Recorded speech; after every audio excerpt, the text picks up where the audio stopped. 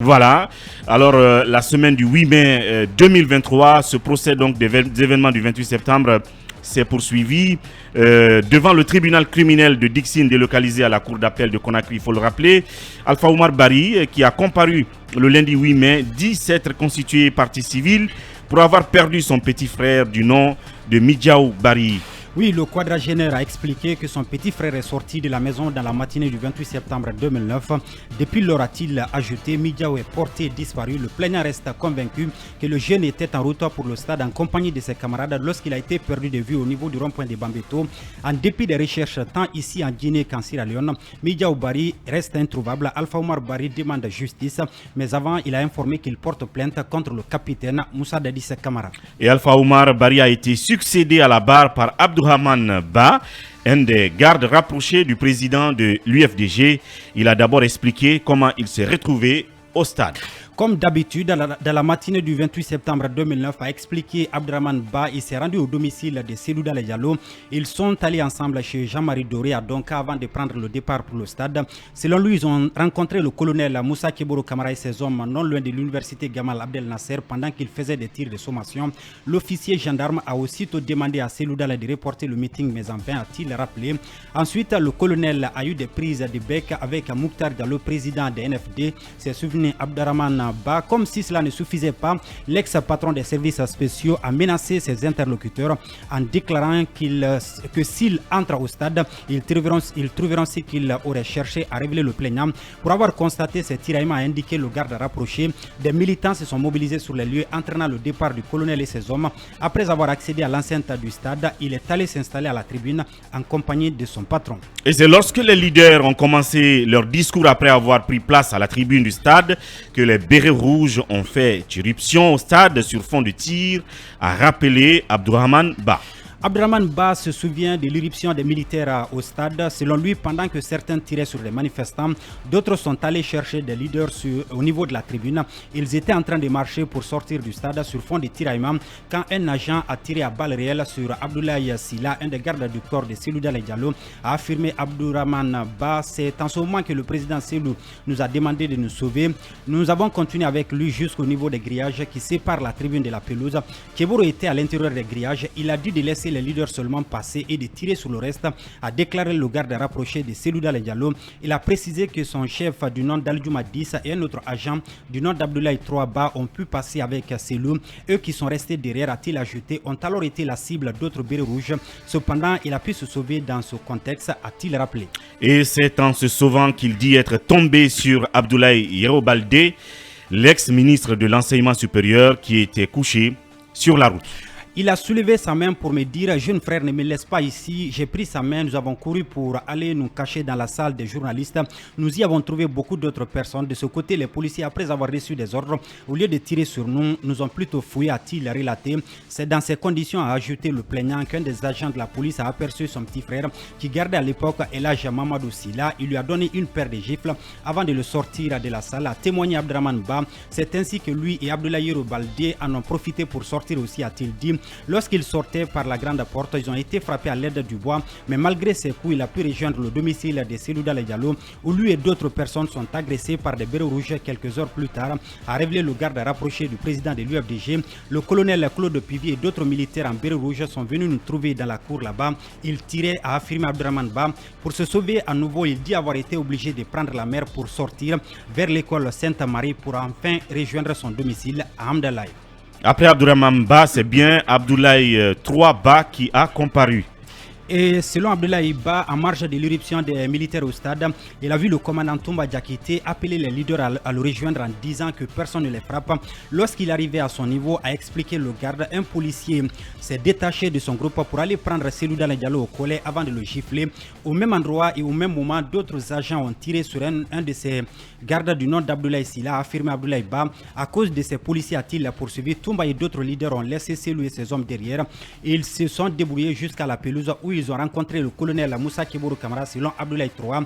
Il a alors dit: Selou, c'est toi, je ne t'ai pas dit de ne pas venir.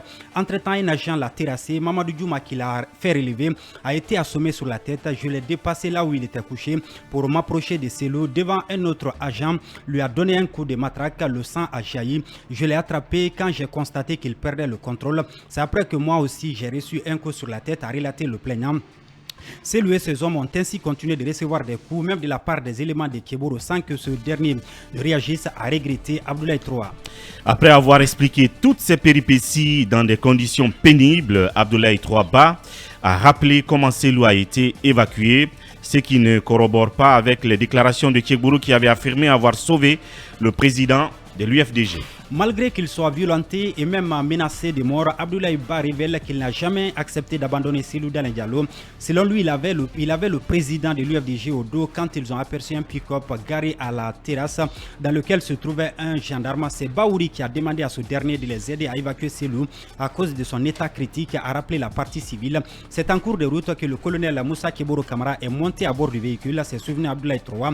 Il emprunte la route de Donka et bifurque à partir du camp Kamayan pour rallier la clinique Ambroise où ils ont été contraints de quitter sous la menace d'autres militaires, a-t-il expliqué. Dès là, ils sont transférés au camp Samouri où ils ont reçu les premiers soins. Ensuite, Selou et Baouri sont transférés dans une autre clinique en le laissant seul au camp Samouri. Quelque temps après, l'autorisation lui est donnée de rentrer chez lui avec un de ses pieds enflés suite aux violences et son bras qui était déjà fracturé. Il dit avoir porté plainte pour coups et blessures et vol. Après la déposition d'Abdoulaye Troa mardi, c'est Abdoulaye Diallo qui a été entendu. Lui se plaint des faits de coups et blessures et de séquestration. Ce plaignant explique qu'il a été raflé dans la journée du 28 septembre au stade. Lui et d'autres manifestants interpellés sont ensuite conduits au camp Koundara, a-t-il rappelé. Ils ont été privés de nourriture selon lui du lundi jusqu'au mercredi.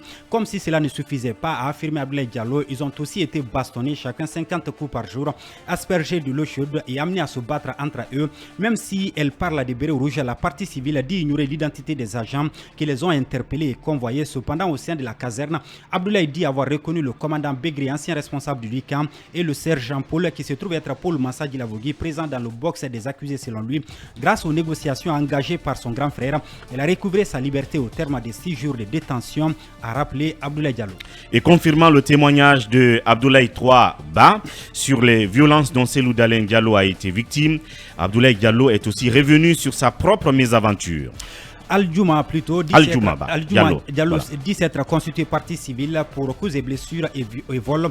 Quand le président de l'UFDG a commencé à recevoir des coups, lui était personnellement épargné pour un début, a-t-il relaté. Al-Djouma dit avoir cru que c'était à cause de son accoutrement qui s'apparentait à celui des militaires. Sa mésaventure, selon lui, est partie de son intention de relever celui qui venait d'être terrassé par un agent. C'est à partir de là qu'ils se sont rendus compte que je suis le garde rapproché de l'âge. C'est ainsi qu'on a commencé à me bastonner. Un agent m'a donné un coup à la figure et j'ai perdu 2 dents, je suis tombé, j'ai perdu connaissance, a-t-il expliqué. Al-Djouma Diallo ajoute que depuis qu'il est tombé, il n'a plus su comment son patron est sorti du stade. Quand il a repris connaissance, il dit s'être vu entouré par de nombreux gendarmes, policiers et bérets rouges. J'ai vu des agents fouiller des corps, dans les poches des corps pour prendre leurs objets. Personnellement, 2 personnes m'ont fouillé.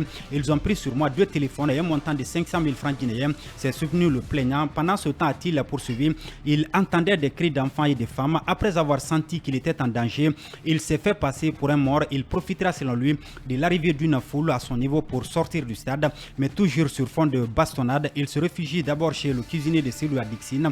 Il a attendu vers 19h pour rentrer chez lui à Afia. À cause des blessures qu'il présentait, il est allé se faire soigner chez un médecin voisin, a indiqué Al-Djouma Diallo. Et les 3 jours d'audience de la semaine ont été clôturés par la comparution d'une victime du nom de Mamadou Baldé. Mamadou Baldé est né en 1980 à Koubia. Il dit avoir porté plainte pour coups et blessures. Il est parti du rond-point de Amdelaï pour le stade en compagnie d'autres personnes. Dans la matinée du 28 septembre, a expliqué le marchand, puisqu'il était à jeun. Après avoir accédé à la pelouse, il a prié 2 rakats avant l'irruption des militaires. Dans la débandade, a rappelé le quadragénaire. Il cherche à sauver sa tête vers la mairie de Dixine. Il grimpe sur un manguier avant d'apercevoir de l'autre côté des hommes au crâne rasé, habillés en maillot de Chelsea, muni de couteaux en train de violenter des manifestants, a relaté Mamadou Baldé. Il décide alors de sauter pour descendre. Il parvient à sauter certes, mais il s'en est sorti avec un bras fracturé. Selon lui, il s'est débrouillé pour aller se coucher dans la salle de soins des joueurs. À partir de là, a affirmé le plaignant, il a entendu quelqu'un demander au téléphone d'envoyer des camions, qu'il y a beaucoup de corps au stade. Aux environs de 14h, il parvient à s'échapper vers la Pharma-Guinée pour rentrer ensanglanté chez lui à Amdalaï. Il a été hospitalisé par la suite. Aux frais de sa famille, a-t-il dit. Mamadou Baldé demande l'application de la loi dans toute sa rigueur. En attendant, le procès est renvoyé au 15 mai prochain pour la suite des débats s'il a lieu. Voici donc, vous qui n'avez pas pu suivre les 3 journées d'audience de cette semaine donc du 8 mai, c'était donc la chronique rétrospective judiciaire de Sékou Diatéa. Merci Sékou Diatéa, à vendredi prochain. Merci Ouri. Et Mirador continue.